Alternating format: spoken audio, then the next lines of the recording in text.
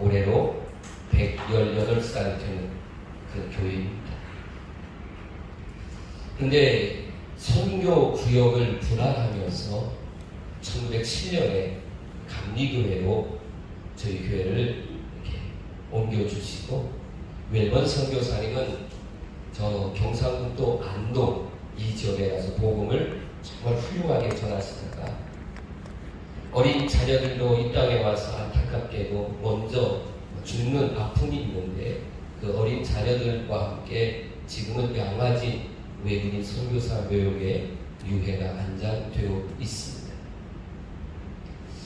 저희 교회는 우리나라가 정말 어려울 때에 그 교회로서의 사명과 또 나라에 대한 애국심이 아주 투철한 그런 교회라고 말씀드릴 수 있습니다. 일제강점기 때에 한국교회가 너무나도 많은 박해와 또 하나는 부끄러움에 신사참배가 있는데, 저희 교회는 1919년 3월 10일 강원도 전체에서 제일 먼저 독립만세 운동을 일으킨 교회입니다. 이것 때문에 저희 교회를 담임했던 박연서 목사님이 1년 6개월 감옥살이를 했고, 그리고 천원애국단이라는 단체를 만들어서 직접적인 항일운동, 여기에 우리 교회에 속해있던 그런 분들이 독립자금을 보내면서, 그래서 정말 일본 사람들한테는 눈엣가시 역할이 될 정도로 정말 항일운동에 앞장섰던 그런 교회입니다.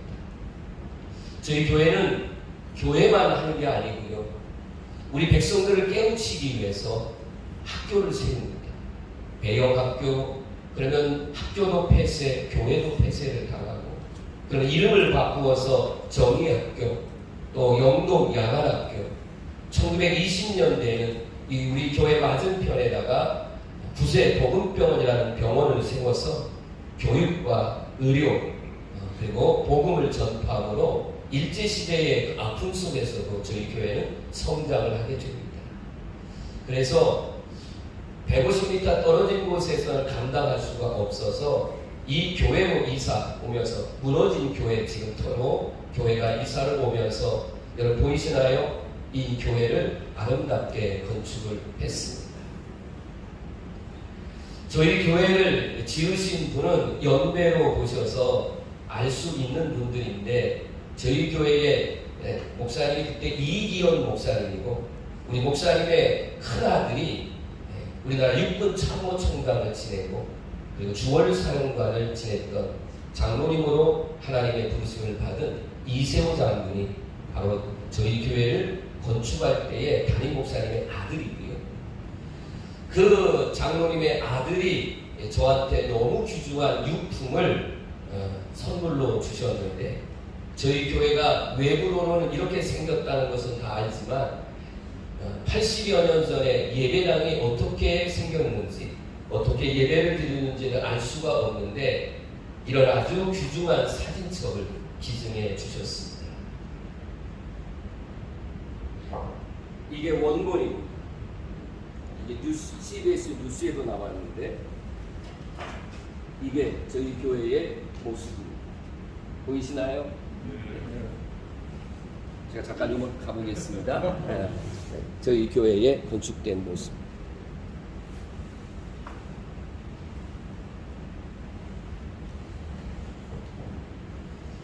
그때 당시에, 지금은 오늘 교회가 워낙 교회가 크니까 별로 놀라지 않겠지만, 잠깨라고 리액션을 한번 하십시오. 뭐 교회 숫자 때문에 저는 그러지는 않지만, 그때 당시에 저희 교회 어린아이들이 275명입니다. 영혼이 없어요. 어른들의 숫자가 337명.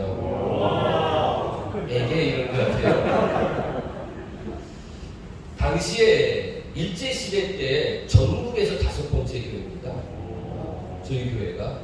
어마어마, 그때 생각을 해보세요. 그때는 교회가 별로 없을 때에 여기에 어떻게 이렇게 많은 성도들, 여러분이 이렇게 아우팅을 또는 뭐 아울리지를 다니실 때 제가 꼭 서울에서 오신 분들한테 부탁을 해요. 그러면 뭐라고 하냐면, 목사님 어떻게 시골에서 왜 시자를 길게 하는지 모르겠어요. 그러니까 절대로 그러지 마세요. 여기가 최고로 천원에서 번화가입니다. 지금 읍내로 구성된 데는 사실은 거기는 완전히 시골 동네였고, 여기는 일본 사람들이 도시 계획에 의해서 최고로 이제 변화된 그런 도시였기 때문에 성도들도 600여 명의 성도들이 모인 그런 교회를 건축할 수 있었습니다. 그런데 일본의 식민화 정책 가운데에 우리 한국교회의 가장 부끄러움 중에 하나, 소수를 제외하고는 신사참배를 하게 됩니다. 신사참배가 뭐냐라고 물으면 여러분 뭐라고 대답하실까요? 네? 우상숭배. 신사참배에 대해서 정확하게 알고 계신 분이 그리 많지는 않더라고요. 이걸 다 설명할 수 있는 시간이 좀 부족해서 일본의 신도라고 하는 그 종교와 그리고 일본의 왕을 천황, 천조 대신 신으로 플러스 시켜서, 그래서 이제는 모든 백성들 이제 침략해서 우리가 일제의 식민 지배를 받으면 너희들도 이제는 신의 백성이다. 일왕이 천왕이 되고 천조 대신이 돼서 이제 그래서 창씨 개명 이름도 하고 곳곳마다 신도라고, 이 신사라고 해서 가로로 이렇게 나무가 있고요. 그 세로로 세운 게 있어요. 이걸 곳곳마다 세워놓고 시간이 되면 박수 3번을 치고 거기다 머리를 조아리고, 그래서 그렇게 하는 것을 우리 한국교회의 소수를 제외하고는 이거는 그냥 종교적인 것이 아니고 국민의례 정도 된다, 이렇게 받아들이고 사실 이렇게 교회가 우상 숭배를 하는 이 잘못을 범했습니다. 이것에 대해서 단호하게 거절하시고 순교하신 최초의 목사님이 어떤 분이냐라고 말한다면 대부분 여러분 누구로 알고 계시죠? 주기철 목사님으로 알고 계세요. 너무 훌륭하고 저도 어렸을 때에 저 높은 곳을 향한 영화를 통해서 그 정말 눈물 많이 흘렸던 그런 목사님을 이렇게 기억하는데, 저도 몰랐는데요, 감리교 목사로서 부끄럽게도 신사참배 거부운동의 최초의 순교자는 바로 저희 교회를 다니던 강종근 목사님이 있습니다. 우리 강종근 목사님은 39살에 순교하셨는데 우리 목사님이십니다. 본인이 잘생겼다고 생각하시면 손석희 아나운서가 닮았고, 내가 별로다 하면 이경규 씨 닮았다, 이렇게 느끼실 수 있을 텐데 한번 기억하시고. 누구라고요? 이경규가 아니고요, 강종근 목사님이세요. 해보세요. 강종근 목사님. 여러분 이제 교회문을 나서가면 주기철 목사님을 기억하시지 강병 목사님 기억 못하는데 좀 기억해 주셨으면 좋겠어요. 우리 목사님의 신앙은 제가 맨 나중에 말씀을 좀 올리겠습니다. 우리나라의 일제시대에 이어서의 아픔이 뭘까요? 일제시대 이후에 우리에게 주어진 아픔이 뭐가 있을까요? 6.25 전쟁. 대부분 6.25 전쟁이라고 있었는데 분단입니다. 분단이 먼저입니다. 우리는 1945년 8월 15일 일제의 해방을 우리가 이제 얻어서 자유다 했는데, 바로 여기서 40분 정도 차를 타고 가면 지금 이제는 38선 휴게소라고 영업을 안 하고 있는데 그 38선 휴게소가 있어요. 거기서부터 여기는 북한 땅입니다. 그러니까 우리는 일본으로부터의 박해가 끝남과 동시에 우리는 바로 여기에 소련군 레닌 모자를 쓴 인민군들이 여기에 이제 주둔을 하게 되고, 그리고 교회를 박해한 겁니다. 어느 정도 박해를 하냐면 우리 교회 옆에 밀고자의 집이 있어서, 그래서 제가 이름이 이상욱인데, 이상욱 제가 학생이면 주일날 아침 9시에 교회를 갔다. 그리고 오후 3시에 교회 문을 나서서 집으로 갔다. 이게 월요일날 이미 학교에 가면 다 나옵니다. 그럼 월요일날 아침 조회 시간에, 학급 조회 시간에 자아 비판 시간이 있습니다. 이미 천원제일교회를 다니는 그 어린아이들, 청소년들은 이미 블랙리스트에 올라가 있어서 선생님이 이미 가지고 있습니다. 그래서 교회 주일날, 일요일날 교회 갔다 온 놈들 나와. 그러면 안 나갈 수가 없어. 이미 다 있으니까. 나오면 선생님이 잡히는 대로 때립니다. 그것이 뭐 흔히 말하는 청소하는 그런 대걸레 짜거든 출석부든 뭐든지 잡히는 대로 때립니다. 그리고 학생들에게 어디까지를 강요하냐면 내가 하나님 믿은 게 잘못입니다. 김일성 장군과 주체사상을 따라야 되는데 내가 하나님 믿고 교회 가는 것이 잘못입니다. 이 얘기를 해야만 선생님의 매질이 멈춰집니다. 우리 교회를 다녔던 청소년, 청년들은요, 그 매맞음과 아픔 속에서도요, 정말 신앙을 지켰어요. 제가 이렇게 강의를 하니까 제 강의를 듣던 중학생이 손을 들고 목사님, 교회를 갔다가 이제 안 갔다고 손을 안 들면 안 맞을 거 아니에요? 그렇게 말하더라고요. 그런데 우리 학생들은 뭐 손을 안 들 수도 없고요. 그리고 아이들이 숨기지도 않고 나는 교회 가서 예배 드렸습니다 하고 의도 터지고 또 가서 예배를 드리고 그러면서 우리 교회를 지켰다 그런 거예요. 1945년 이후에 옆에 노동강사가 있어서 거기에 뭐 뻑하면 끌려가고 고문을 당하고 교회가 정치면 종소리 시끄럽다고 정뛰어가고 너무너무 많은 박해와 어려움 속에 저희 성도들이 반공운동과 또 신탁통치 반대 운동을 하면서 반공운동에 저희 앞장을 섰습니다. 그러던 중에 6.25 한국전쟁이 일어나게 되고 그리고 여기에는 인민군들이 너무나도 많이 주둔하고 있기 때문에 유엔군의 결의에 의해서 이 천원 일대에 아주 융단 폭격을 가하게 됩니다. 70m 간격으로 B-29라고 하는 비행기가 북강원도의 이천이라고 하는 곳에서부터 날아와서 그래서 하늘에서 검은 비가 떨어지는데 그 검은 비가 2000파운드짜리 폭탄이었고 그 폭탄이 떨어지면서의 괴물과 시커먼 연기와 빨간 불길 거기에서 이제 죽고 부상당하는 사람들의 그 소리는 지옥과 같았다. 이렇게 그들이 생생하게 말하고 있습니다. 여러분 그날 우리 철원에 살고 있던 이 국민들이 15,000명이 죽었습니다. 여러분 한 폭격에 15,000명이 죽는 것은 어떤 전쟁에도 거의 없다고 그래요. 그래서 여기에 살던 모든 건물들이 거의 다 파괴를 당하고 저희 교회도 폭격을 맞아서 파괴를 당하고 여기에 살던 사람들을 다 이제 5km 바깥에다가 내쫓고 민통선을 쳐버려서 지금 여러분이 와서 보시면 만약 완전 전형적인 농촌 시골 마을인데 집 하나 제대로 없는 마을인데 이러실 텐데 아까 말씀드린 대로 여기서부터가 최고로 모든 행정관서가 다 있었던 그런 곳이었지만 그때 당시에 72년 전에 폭격에 의한 무너짐이 지금 이 모습으로 지금도 있다 그런 말씀입니다. 제가 우리 장로님들과 권사님들에게 두 분의 순교자의 신앙을 오늘 소개하려고 하는 겁니다. 첫 번째 순교자는 바로 신사참배 거부운동의 최초의 순교자인 강종근 목사님이십니다. 목사님은 36살의 젊은 나이에 저희 교회를 담임하셨습니다. 그때까지 우리 감리교회는 감독님이 뭐 100명 되는 교회에서 뭐 10명 되는 교회로 가라 해도 가는 거고 또 몇백 명 되는 교회로 가라면 가는 파송제입니다.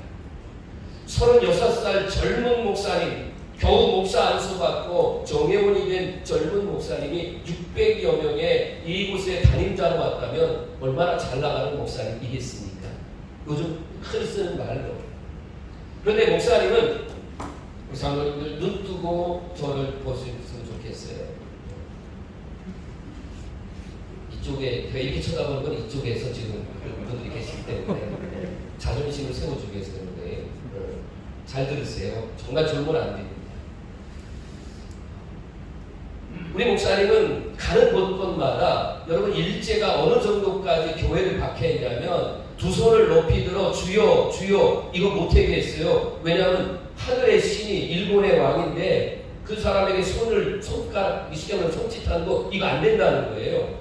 그런데 우리 목사님은요 그게 우리야. 우리는 하나님을 향해서 두 손을 들고 하나님을 향해서 기도한다 하고 통성기도를 하는 거예요. 이것도 못하게 했으니까.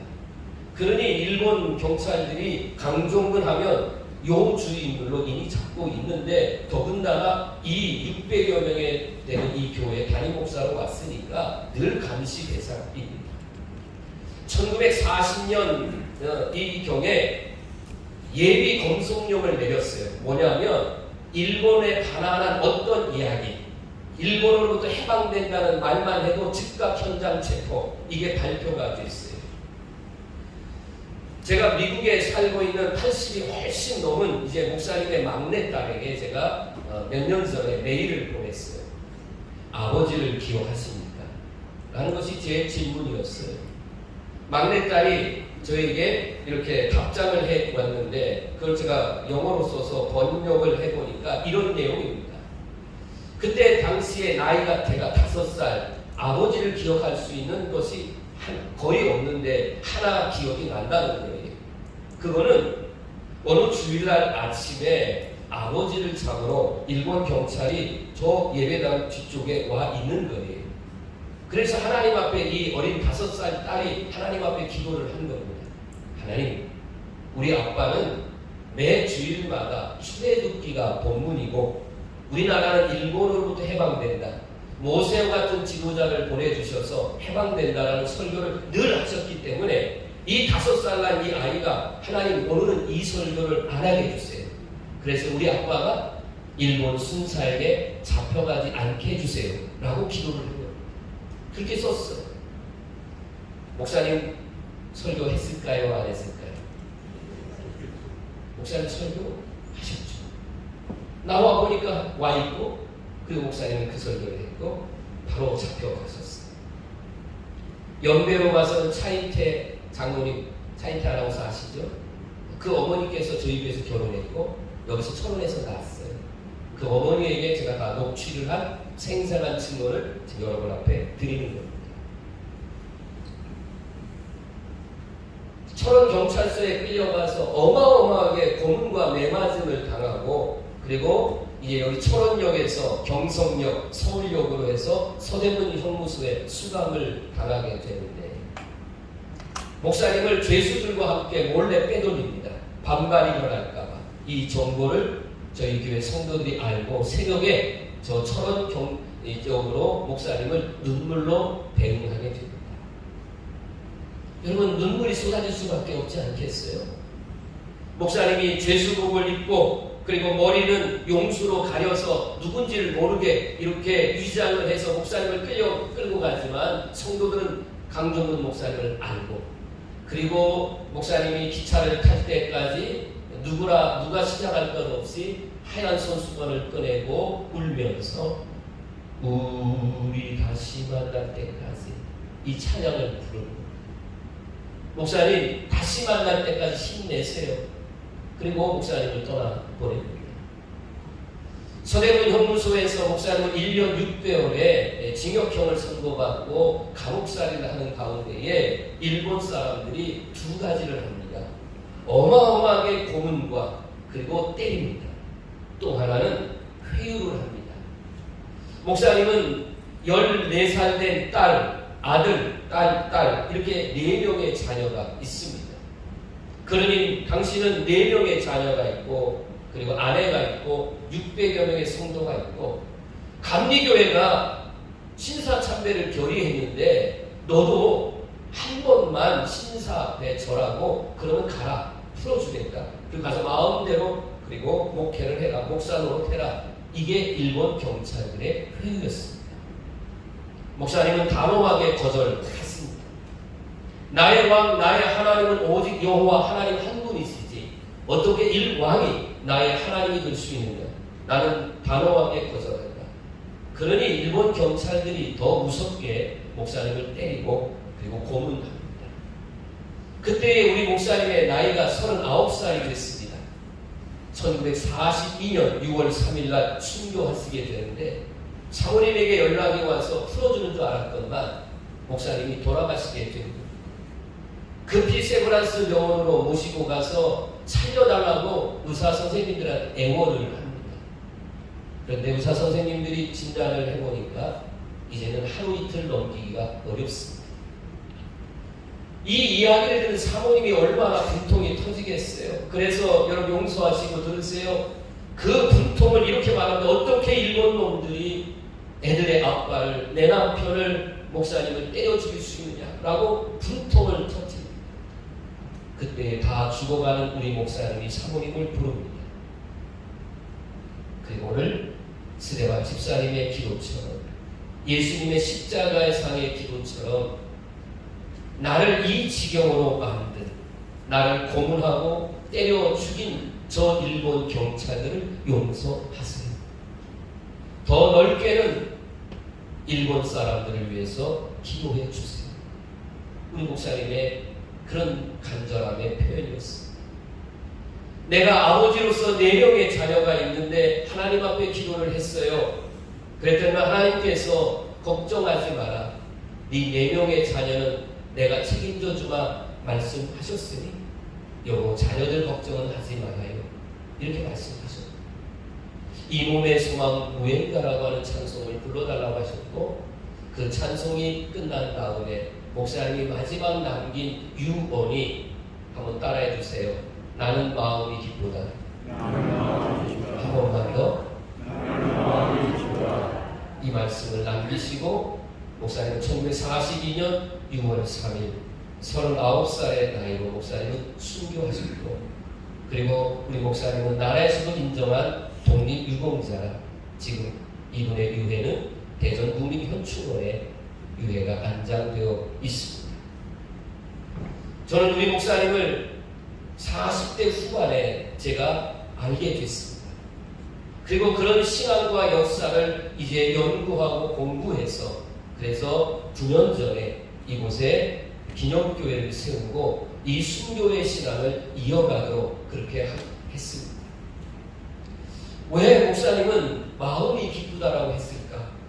39살의 젊은 목사, 얼마든지 잘 나가는 목사, 그리고 부끄럽지만 감리교회에서 신사참배를 인정해서 그래서 얼마든지 신사참배하면서 그는 목회할 수도 있건만, 아버지 역할도 할 수 있었건만, 그는 왜 그것을 단호하게 거절하면서 죽으면서도 마음이 기쁘다고 했습니다.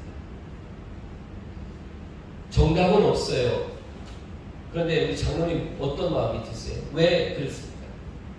어쩔 수 없이 단장님이 얘기를 하셔야 됩니다. 정답은 없습니다. 그냥 바라만 보지 말고요. 얘기를 해주세요.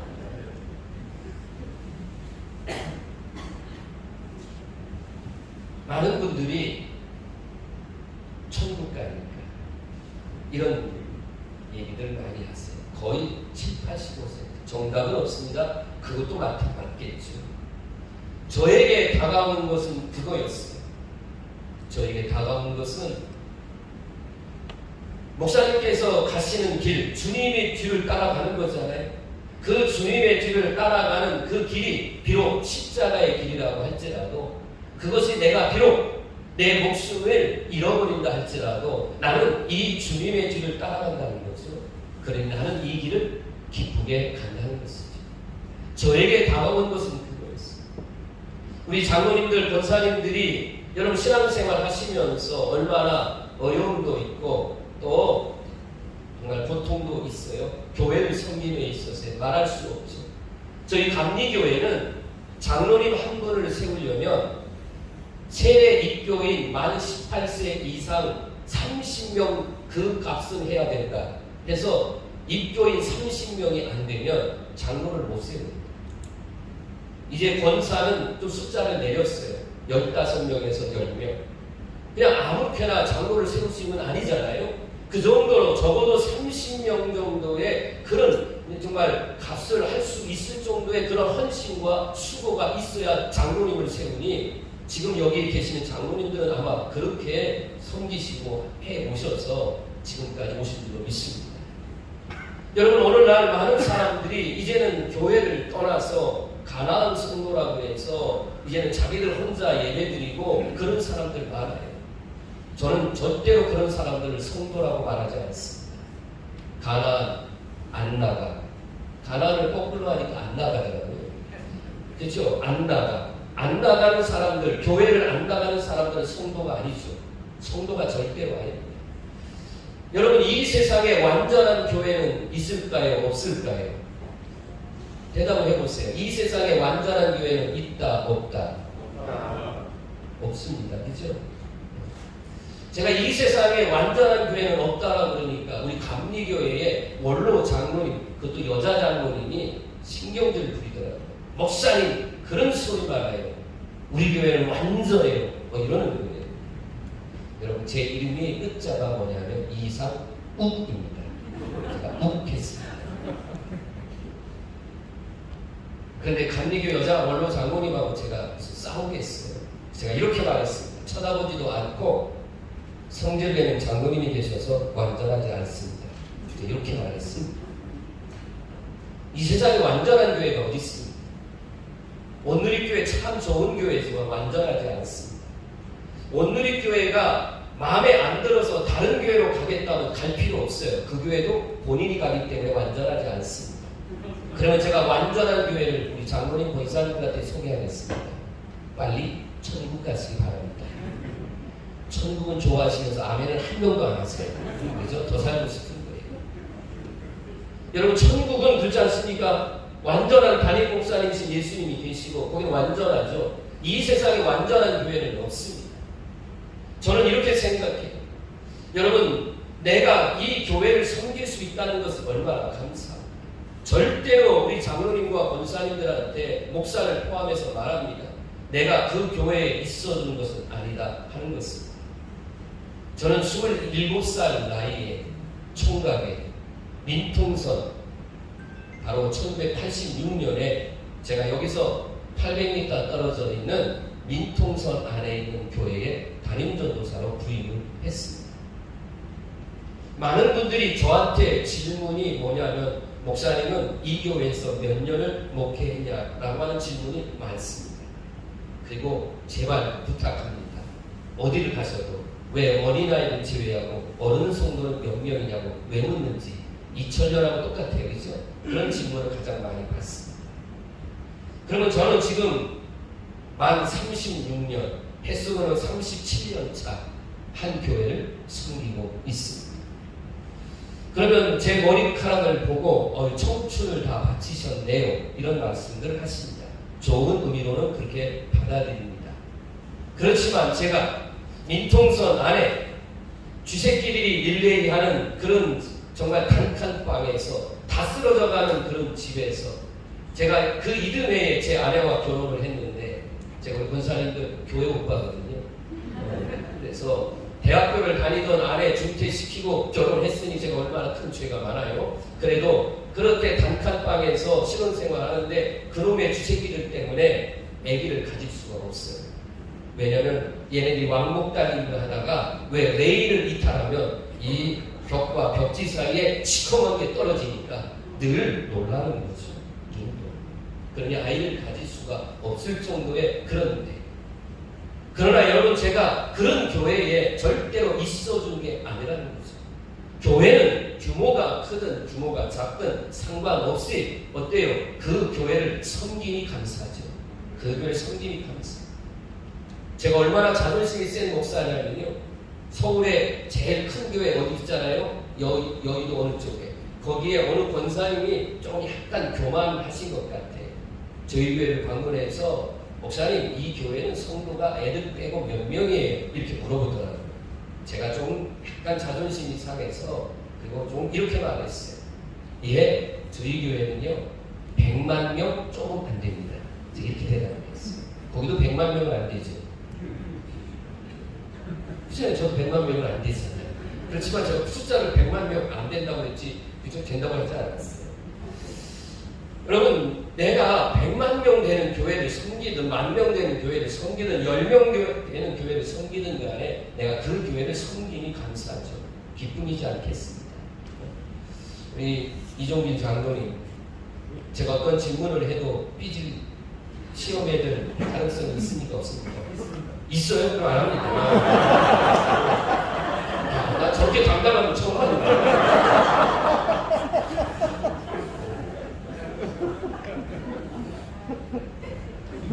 장로님 감사해요. 솔직해서 감사해요. 제가 내로라 하는 정말 어떤 장로님들이 저희 교회 오셨어요. 근데 제가 질문을 했습니다.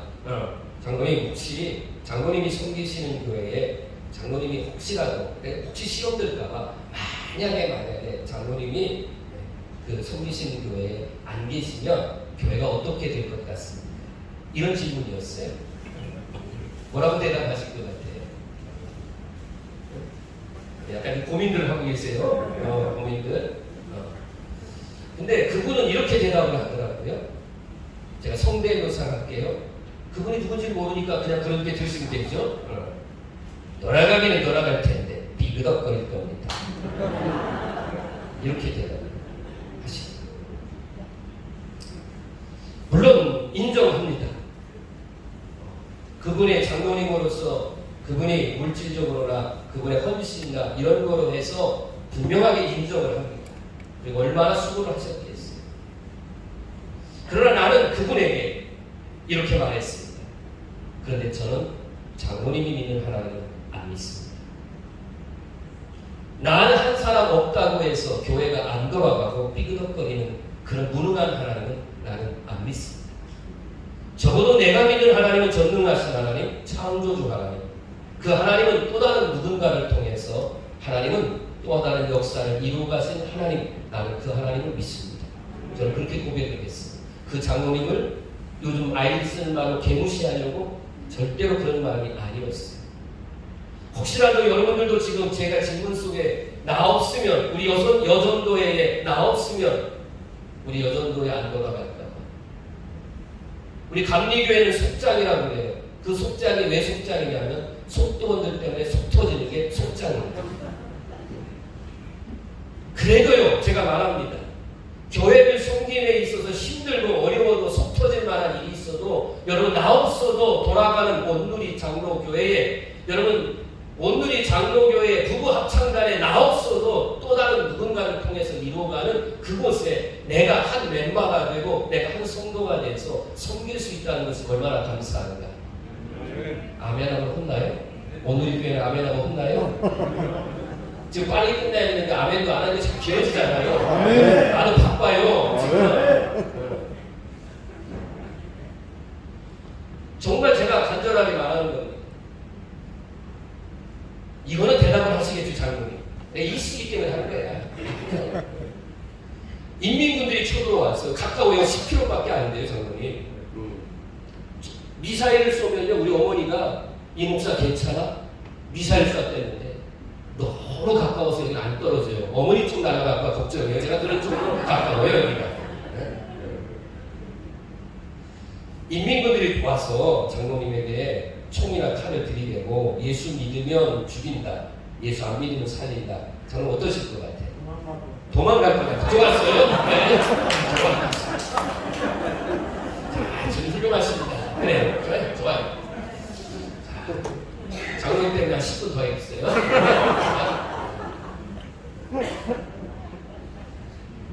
지금은 어떤지 몰라도 그래도 그 순간에 가서는 아마 신앙을 지키겠다고 하시는 분들이 대부분일 거예요. 그걸 적색의 순교자라고 얘기할 수 있어요. 적색의 피가 흐르는 순교자. 그런데 지금은 솔직히 우리는 적색의 순교자가 되기가 정말 어렵잖아요. 그러면 적색의 순교자, 아니 우리가 순교자의 믿음을 본받자고 했는데 정말 예수님의 십자가를 얘기하는데 어떻게 하면 우리가 이 땅에서의 정말 순교자의 정신을 가지고 살 수 있을까라고 말한다면 100세의 순교자로 살자. 우리 장로님 권사님들 여러분이 섬기는 교회를 지금까지 해오셨지만 여기에다가 기쁨을 담아서 감사를 담아서 그리고 그 백성은 뭐예요? 더 눈물 흘리시고 더 땀 흘리시고 더 충성하시고 아멘은 이따 집에 가서 하실 겁니까? 그죠? 더 눈물 흘리시고 더 땀 흘리시고 더 충성하시고 그렇지 않겠어요? 그래야 나중에 하나님 나라 가서 할 말 있지 않겠어요? 너 뭐 하고 왔느냐? 저 이상훈 목사 하나님 나라에 가서 하나님이요, 예 고맙다. 저 이 소리 들으면 눈물이 쏟아질 것 같아요. 다른 것 바라지도 않아요. 그냥 네가 내일 해줘서 참 고맙다. 이 소리 막 듣고 싶어서 지금 37년 차 제가 이렇게 목회를 하고 있는 거예요. 장로님들에게 권사님들한테 말하는 거예요. 이왕이면 주님 가신 길을 따라가는데 할 수 없어서 억지로 하지 말고 100세기 순교자가 돼서 그 주님의 길을 따라가자. 그 마지막 잠깐만 말씀드리고 마무리할게요. 저희 교회는 6.25 전쟁 때에 김시성 장로님이 계세요. 약사십니다. 40대 후반. 정말 교회를 섬기고 성도들이 다 피난 갈 때 목사님 생활비를 드리면서 그러면서 교회를 지키셨던 장로님이 있어요. 딸들과 사람들이 말합니다. 피난 가셔야 됩니다. 그러지 않으면 인민군들에 의해서 죽습니다. 그런데 장로님이 이렇게 말하세요. 아니 장로가 교회를 지켜야지. 장로가 교회를 떠난다는 건 있을 수 없다. 인민군들이 나한테 죄를 묻는다면 예수 믿은 죄밖에 있지 않겠느냐. 그러니 나는 교회를 지키겠다. 그러셨어요. 그러니 인민군들한테 잡혀갔습니다. 그래서 저 소이산 옆에 수도국 자리에 거기 끌려갔습니다. 14살, 15 먹은 딸들이 아버지를 구출하러 가는데 그게 잘 이루어지지 않았습니다. 아버지가 말해요. 걱정하지 마라. 걱정하지 마라. 그런데 그 다음날 인민군들이 퇴각을 하면서 장로님을 비롯한 자원사람들과 총살했습니다. 우리 장로님은 순교자가 되셨죠. 누구 하나 이건 역사적인 어떤 증명이 없어서 한국교회의 순교자로 들어가지 못했지만 저는 우리 장로님의 신앙을 보고 뭘 깨닫냐면 이게 바로 오늘날 우리 목사와 성도들의 신앙, 여기 오신 장로님들이 본받을 신앙이 아닌가. 장로라면 교회를 지키기 위해서 주님을 끝까지 믿는 것. 순교는요 내 이름 내자는 거 아닙니다. 순교는 내 이름을 내고 이게 아니라요. 오직 하나 예수 이름 하나 지키다가 죽는 게 순교거든요. 예수 이름 때문에 죽는 게 순교다. 그것 때문에 여러분의 이름이 안 나오면 어때요? 그러나 그 이름 얼마나 가치 있고 고귀해요. 그 이름 때문에 구원받았는데 여러분 이 예수 그리스도 이름, 이 존귀한 이름, 그 이름을 지키시고 나는 우리 장로님 권사님들이 하나님을 찬양한다고 하니 얼마나 감사해요. 저는 찬양을 너무 좋아하는 목사입니다. 저 이평리 가서 이상훈 목사 물어보세요. 찬양 잘하는 목사라고 요즘 십자가 걸고 다니는 목사라고 그러죠. 저는 한 주도 할 줄은 모르고 악보도 제대로 못 봐요. 그런데 오직 하나 뭔지 아냐면 전 머리서부터 발끝까지 제 아들도 목사가 됐습니다. 감리경 목사. 그런데 우리 아들이 저한테 그래요. 우리 아들은 피아노도 치고 기타도 하고 드럼도 하고 악기도 잘 다루는데 너하고 나하고의 차이가 뭐냐라고 말하면 아들이 솔직하게 말해요. 아빠 나는 아직도 목으로 부르는데 아빠는 통으로 불러요. 그게 차이라는 거예요. 알기는 잘한다. 제가 그래요. 정말 제가 아까 시작할 때 말한 것처럼 우리 장로님들한테 뭐라고 하는 게 아니라 앞으로 찬양하실 때에 지휘자님 고맙죠? 통으로 불러야 돼요. 그죠? 목으로만 부르면 아니에요. 통으로 부르면 거기에 은혜가 있어요. 저는 하나님 앞에 영광을 올려드리고 은혜를 주려면 여러분 좋아라고 부르는 게 아니잖아요. 찬양은. 그렇죠? 듣고 싶었는데 주여 나를 평화의 도구로 써주셔서 그것 갖고 축가 많이 하러 다녔거든요. 아무튼 이제 말씀을 마무리하겠습니다. 우리 사랑하는 장로님들 저희 교회에 오셨는데 오늘 여러분들이 돌아가실 때에 정말 이 순교자의 신앙 끝까지 하나님을 믿다가 교회를 지키시다가 그러나 그 길이 주님 가신 길이니 그 길을 기쁘게 갔던 이 장로님 목사님의 이 신앙을 이어서 여러분 이 시대의 하나님 앞에 100세기 순교자로 아름답게 멋지게 사시다가 하나님 앞에 가서 상급받는 여러분 모두가 되었으기를 주님의 이름으로 축원합니다.